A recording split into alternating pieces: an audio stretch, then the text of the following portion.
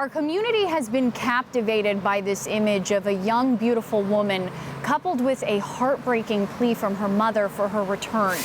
Thousands of these flyers have been posted around town, and now as the family of Baylee Despot continues to search for answers, they reflect on the dark and mysterious aspects of her life before she vanished.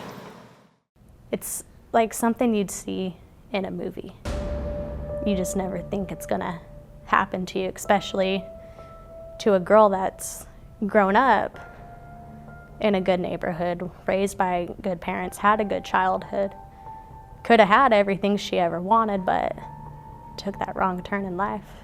Baylee Despot's loved ones have feared the worst since she went missing last April.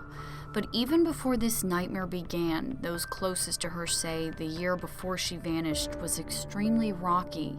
She wanted to go back to college. She wanted to join the Air Force, or she wanted to be a flight attendant. She had all these goals. And then she was doing good for a while. And then her marriage had ended. And that's when once that marriage ended, everything just went south. It was spring 2017 that her brief marriage ended. That's when family says Baylee began hanging out with a new crowd and doing drugs. She had gotten arrested the first time. July 2017, Baylee was arrested for drunken disorderly conduct in front of Micah Holsenbake's home. The misdemeanor charge was ultimately dismissed. Micah and I were friends. I hadn't known that he knew my sister. When Baylee's sister Caitlin met Micah, he was working as a banker and living a clean life. She thinks Micah crossed paths with her little sister in the Rosedale drug scene just as Caitlin began to lose touch with him. But Baylee hanging out with Micah wasn't a concern. In fact, Baylee's mother believes that Micah tried to help Baylee get out of a new relationship that Baylee said was abusive. Ultimately, in August 2017, Baylee sought a domestic violence restraining order against her then-boyfriend. So she dealt with that, was around bad people in that relationship. 20 days after filing the restraining order, Jane Parent says her daughter reported she was gang raped at an apartment complex after she was given a drugged drink. Her family says they worked hard to get Baylee into counseling, but things went from bad to worse as summer 2017 turned into fall. It was almost every night there was somebody there to pick her up, or there'd be multiple cars there to pick her up. And she'd be gone for 2, 3, 4 days, come back, tell us all these horrific stories, or call crying she didn't know where she was. Caitlin recalls one night that was particularly distressing. She had called my mom one night, and my mom was freaking out. I got on the phone, asked Baylee where she was. She had told me where she was. I kept her on the phone, went and got her, picked her up. She had none of her belongings, no shoes. I want to say it was a couple nights after that was when we had 2 vehicles come and pick her up. And we could tell by the look on her face that she didn't want to go. But if she didn't go, we didn't know what would happen. And I told my mom, I said, she's 18, 19 years old. We can't stop her. By November 2017, it was too much for Caitlin. She planned a 2-week getaway in Texas, but ended up not coming back to Bakersfield. But I had looked her in her eyes and I said, Baylee, you're going to end up mouthing off to the wrong person. Said the people you're around, they're not your friends. They don't care about you. They're never going to care about you. You're either going to end up dead or go missing.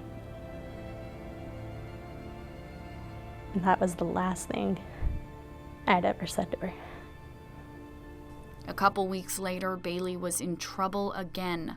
This time, she was with a new boyfriend twice her age. According to police reports, in December 2017, the pair was pulled over when an officer said he saw a gun in the center console of their car. Police say a subsequent search discovered 4 loaded guns, including an AR-15 style rifle and a 9mm rifle. Officers wrote in reports that neither high-powered weapon had any identifying marks. Neither Baylee nor her boyfriend, Matthew Queen, said a word to cops. Queen, a previously convicted felon prohibited from owning a firearm or ammunition, was charged with several new felonies in a case that's still pending. Baylee took a deal with prosecutors, pleading no contest to misdemeanor charges of carrying a loaded firearm and carrying a concealed weapon in a vehicle. For her plea, she received a reduced sentence of 3 years probation. After that, family says she moved in with Queen and the family's contact with her became less consistent. But in late April 2018, a month after Micah Holsenbake went missing, when suddenly no one could get a hold of Baylee, her family instantly knew something horrible had happened. I heard about Micah, and then she went missing a month later. And I told my mom, and I said, no, they know each other. James Kolstad, who was shot to death in April, is the third member of the Bakersfield Three.